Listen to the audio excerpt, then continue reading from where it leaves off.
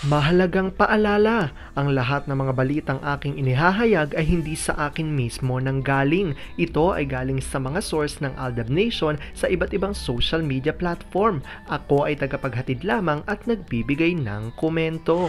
Magandang araw mga Aldab Nation! May panibago na naman po akong update para sa inyong lahat. Pero bago natin ito umpisahan ay huwag niyo munang kalimutan na mag-subscribe sa aking YouTube channel at i-click mo na rin ang katabing bell button para maging updated ka sa mga latest videos na i-upload ko. At kapag umabot na ng 100,000 subscribers ang aking channel, ay may sorpresa ako para sa inyong lahat. Alam kong excited na kayo, kaya naman ngayon, umpisahan na natin ang ating kwentuhan. Ang pag-uusapan natin ngayong araw na ito kung saan Alden susuntukin raw ang baklang panutan na di umano'y ginagamit si Meng at tila laos na nga raw at hindi na kumikita ang mga taong sumira sa Aldab. Si Alden ay gigil na raw at tila hindi na ito mapipigilan, kaya ngayon ay nagkakagulo na sila dahil karma is real. Gaano nga ba ito katotoo at may sapat nga bang ebidensya ang makakapagpatunay rito? Well, alam kong gusto niyo na yung malaman, pero bago ho yan ay bibitinin ko muna kayo ng kaunting-kaunti lamang kung saan magbasa muna tayo ng mga nakakatuwang post ni My name is Theo01 sa Twitter. Kaya naman wag na natin patagalin pa, at sabi niya sa kanyang tweet: paano akong aalis pag ganyan ka? Pasensya na ya, nakalimutan kong dapat pala lagi ako nakasuporta sa'yo. Bawal akong magdamdam, bawal magreklamo. Hindi naman sa ganun ma, umalis na kayo ng PA mo, baka malate ka pa. Alam mong hindi ako aalis pag ganito ka. Ako ang aalis pag hindi ka aalis. Hayaan mo muna akong mag-isip. Kung pwede rin na payagan mo kami ng mga bata, nadalawin man lang ang pamilya ko, dahil kahit anong mangyari, pamilya ko pa rin sila.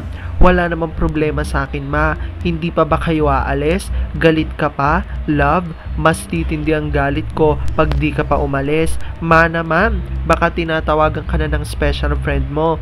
Ano ba naman to? Para matapos na to, hindi na ako aalis, ganun ba? Magkulong ka na lang dun sa isang room, saka kayo magtelebabad ng special friend mo. Trabaho yun ma, tama naman, trabahuhin nyo ang isa't isa. Bakit ka ba nagkakaganyan? Naghahanap na lang ako ng dahilan para hiwalayan ka. Okay na ba? Napupuno na ako sa'yo. Me too! Alam kong tuwan-tuwa ho kayo sa ating binasa, pero ngayon pag-uusapan na natin ang ating main topic.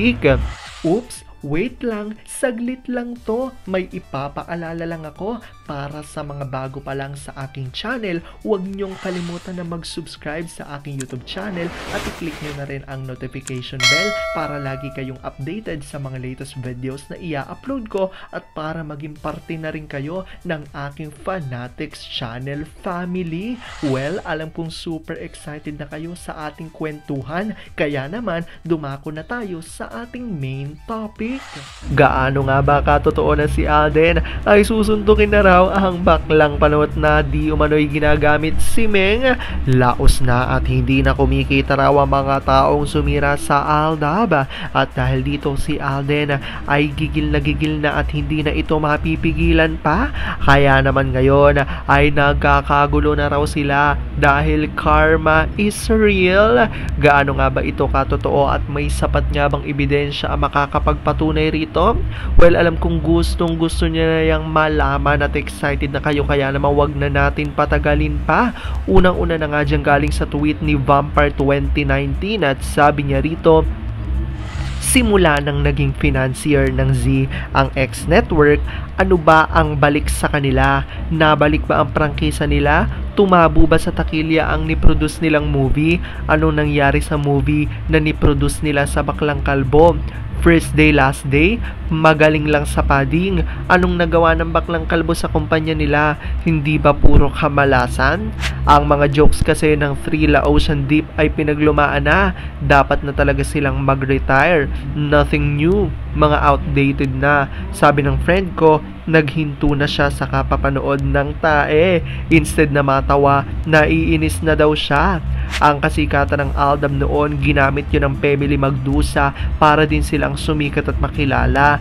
Kasali na dyan ang editor ng bayan na si Toothpick. Laging nilalako ni Magna Cupid ang mga Junaki sa Sokmed account ng Sisteret sa pag-asang masilayan ng mga producer. Sa kasamaang palad, walang kumuha sa mga ito. Mga walang K kasi user din ang mga ito. Akala ko kasal na itong baklang kalbo. Bakit hanggang pa-post at pa-video lang ang kaya niya? Bakit hindi man lang mabitbit ang tunay na main sa kamera? Tignan natin kung kaya niyang gawin. Hindi lang ang peluka niya ang lilipad pag sinuntok ni Alden, kundi pati pustiso niya. Nakakahiya talaga ang #1 user ng Pilipinas. Nanalo ang gawa sa pera. Pwe! At sabi naman ni Gabriel Asaya Gaya, nang simula ng ex-network Zarzuela, walang magandang nangyari sa kanila. Walang nagawa si Baklos para maibalik ang prangkisa ng ex-network. Puro kasinungaling ang pinaggagawa ng mga ulol para mabalik ang prangkisa nyo ex-network. Kabutihan ang gawin nyo.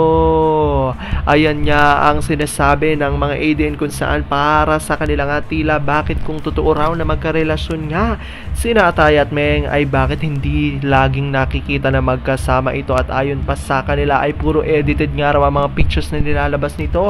Kaya naman para sa mga ADN wag na wag daw masasagad si Alden dahil baka masuntok nito ang mga taong gumagawa nito at sumisira di umano sa kanila ni Mengay ayon yan sa mga Aldab Nation.